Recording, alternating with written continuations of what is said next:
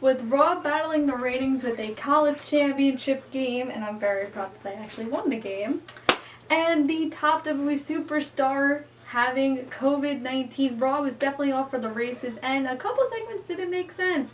But I'm not going to trash the whole episode of Raw because it was probably written on the fly like it is every single week. But there was a fiery ending. We have a return of the cerebral assassin. Lots of wrestlers playing double duty, and apparently you can declare yourself for the Royal Rumble, but you can't declare yourself for the Royal Rumble at the same time. All that and more on this new episode of Kimmy Talks Wrestling, where we are reviewing the January 11th episode of Monday Night Raw, and we are starting right now.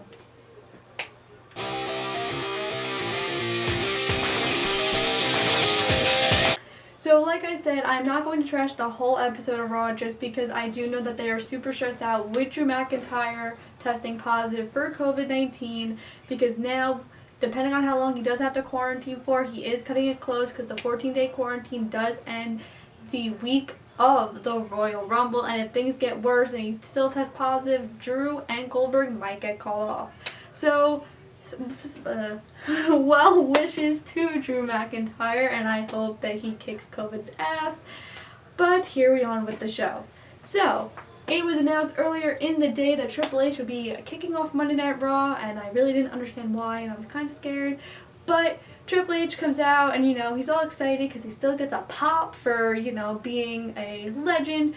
Orton comes out, and Orton's like, "Why are you here? Can I dig out the cerebral assassin in you? You don't, you're all business, but what did you used to be? Look at our feud, yada yada, whatever."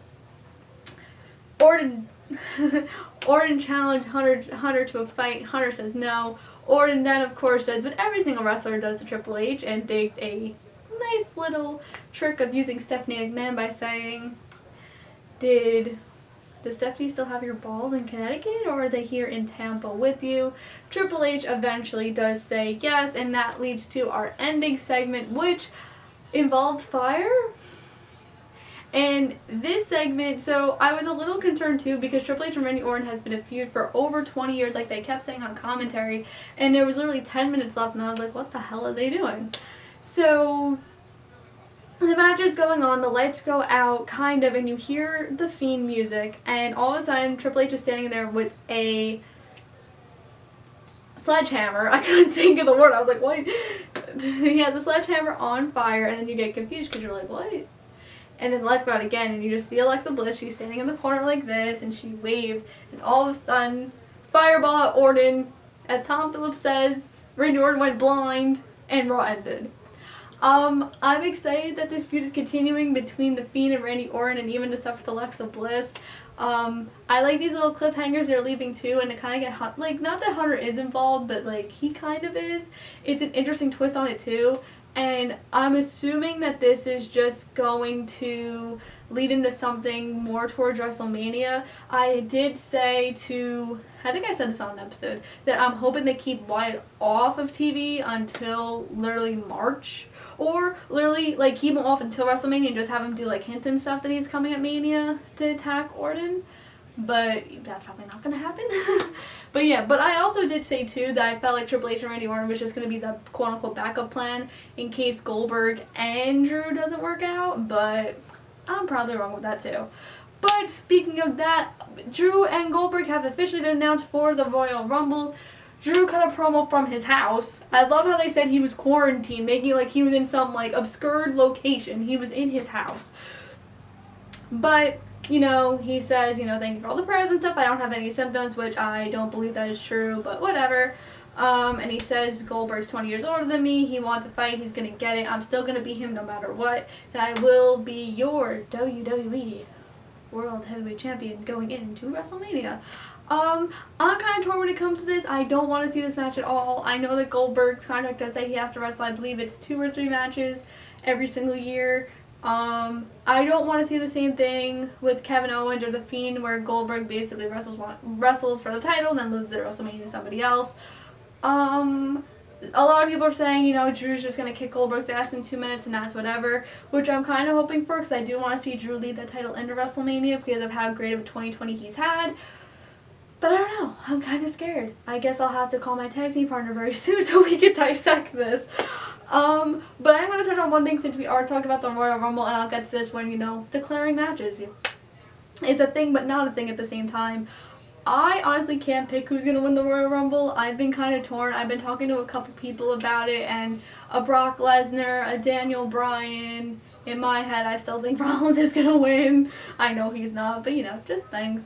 So I go back and forth with it. I don't really know. Like, I feel like at this point I pretty much have an idea. I don't know. Oh, I thought my TV just went out, which would be really creepy.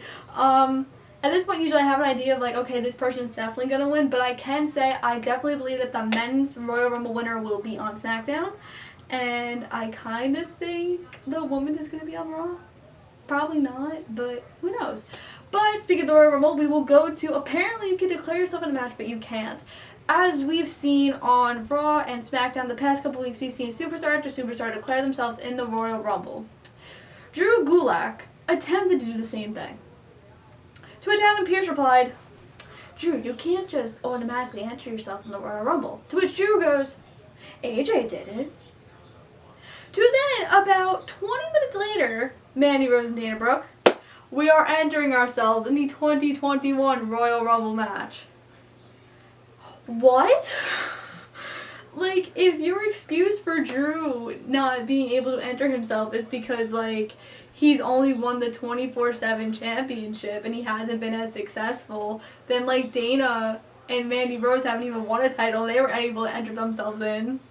Like, that, like, it was funny, but it's, like, so stupid. Because there has been no, like, oh, this match is to determine who's going to be in the Royal Rumble. There's been none of that. But I also find it very interesting because Randy Orton, AJ, and Drew Gulak were all fighting over the number 30 spot. They're like, Randy's like, "Oh, you're here to tell us that I'm entering number 30 in the Rumble, right?" And I'm like, "No, what's wrong? It's a spot." And AJ and Drew basically asked the same thing, so I don't know if maybe they're going to do something with that because it was talked about a lot throughout the show. But again, I'm probably wrong with that too, but should be interesting. But I think the biggest shout out of the night goes to all the wrestlers that played double duty. There were so many wrestlers that did not two segments, but two matches on Raw. Keith Lee and Sheamus, I'll start with them first. They were involved in a tag team match against Miz and Morrison, which COVID part of me is like, Keith Lee had a match with Drew last week, and then Sheamus and Drew are best friends, so they shouldn't be on Raw and they should be quarantining, but I guess those rules just got thrown out the window when it comes to WWE. And then right after that, they had a singles match, and it was a really good match, and Keith Lee won. But it's not easy to do two segments. Jeff Hardy did it too. It was Jeff Hardy versus Riker, and then he lost to Riker because he got distracted. Come on, people, why are you making Jeff Hardy seem like a jobber? And then he wrestled Elias right after that, and Jeff Hardy got the win. And I believe there's one more wrestler that did it, and I can't remember him off the top of my head. Oh my god. I can't remember. And I feel like such a bad person because I feel like it was someone important. But, oh my god, I feel like such a bad person, and I'm so sorry. Someone correct me in the comments who I'm forgetting. But that's super important because this was something that they did have to fill, especially with your WWE champion not being there. And I'm pretty sure they probably did have a segment planned for Goldberg and Drew. So thank you for putting on double segments. And that's kind of my Raw review. Like I said, I'm not going to trash the entire episode just because I do know it was very much written on the fly because of Drew testing positive for COVID. And I feel very bad standing here like, oh, this sucked and this didn't make sense and this was awful and Raw's been bad for the past 3 weeks, which it has been. But I'm giving them the benefit of the doubt just because, hey, COVID, you know? So that is it. So I've been working a lot on Tuesdays. If you don't know, I do work at East Coast Auctions, which is a Facebook group that does virtual sales and virtual autograph signings with wrestlers. So tomorrow I'm actually working with Taryn Tennell. Today, because I'm filming this on Monday night. So tonight at 7, log on to Facebook if you're not doing anything and hang out with us. So Tuesday's been really hard for me watching wrestling because I'm actually literally working during when TNA or Dark is on. So if I can get around to watching it, I will review Dark. Or Impact. I know I promised you last week, but pop up virtual sale, you know. Thursday we'll be back with Dynamite, and then Saturday we will be back with SmackDown. We are on the road to the Royal Rumble. WrestleMania is around the corner, which is absolutely crazy. Make sure to like this video, comment what you thought about Raw, who you think's gonna win the Royal Rumble, and anything else you just want to say. I know a lot of you were interacting with my last video because we all don't think Adam Pearce is gonna wrestle Reigns for the title, and I'm hoping that's true too. Make sure to subscribe and click that bell for notifications. I will see you guys Wednesday or Thursday, depending, for a brand new video. Bye guys!